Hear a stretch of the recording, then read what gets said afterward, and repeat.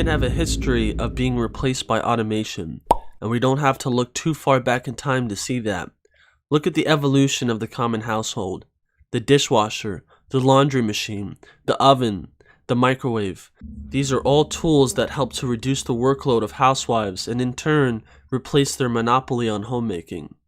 Now a man can take care of his household easily with these tools, maybe hiring a maid to clean if he's lazy or lacking the time. With their homemaking capabilities replaced, we can logically move a few steps forward to their sexual and reproductive capabilities being replaced. A lot of men in the MGTOW community don't approve of sex dolls, which is totally fine. Every man derives value from different things. But the men who outright deny the coming changes to the sexual marketplace, or try to downplay the impact artificial creations or automation will have on the sexual marketplace, and try to stick their heads in the sand, will be in for a rude awakening. This is a serious subject that deserves serious consideration. You can chart the progress of technology with the appliances in your vicinity. Look up the specs on the hardware of the first computer and then the specs of the hardware on your cell phone. That rate of advancement in such a short amount of time has extended to every form of technology. The famous line that sex sells means that technology that is intertwined with man's sexual desires will explode at a rate none of us has seen before. Looking at a stupid blow-up doll from decades ago and looking at what is available today is testament to that. But even today, there is still so much progress to be made. As money continues to flow in for what we will look back on in the future as basic models, the investment into developing these technologies will continue to advance. Ben, nasa pito bar. It's okay. It's fine.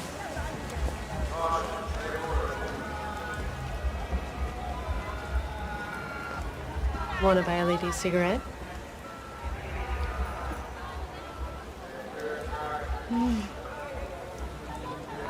Oh, you don't even smile. Didn't you hear your friends? Don't you know what I am? Yeah. Guy eating rice.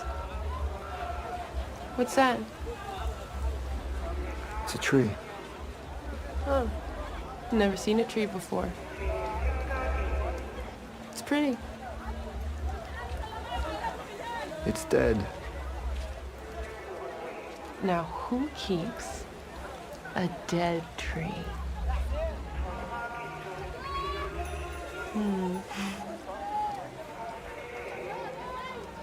You're not gonna kill me, are you? Depends.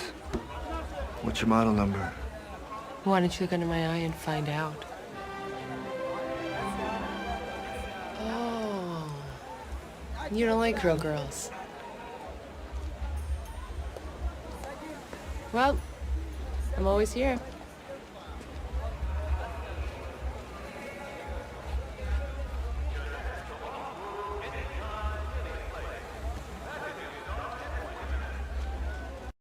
As you'll see later in the video, a lot of the guys buying into this emerging market are the TFLers, the true forced loneliness guys who can't attract women, or who are limited genetically in such a way that the only way they can achieve the happiness that they want would be to provide economically and live under an illusion with a gold digger. This has huge ramifications not only for the sexual marketplace, but the state of civilization in general. The old system guaranteed a wife for each man.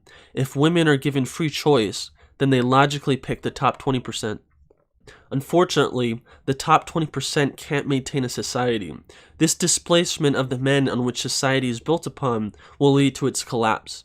I'm happy for these guys who find what they're looking for through their artificial methods.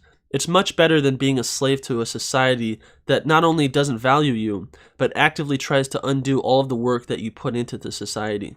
These men are invisible to women, and this will be their undoing. No woman, and most men still plugged into the matrix, don't care what a TFL guy does, whether he buys a sex doll or a virtual girl.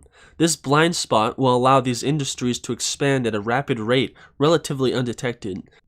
With their sexual capabilities being replaced, the only thing left is their reproductive capabilities. I've seen a lot of men talk about this, and I've received countless messages about this.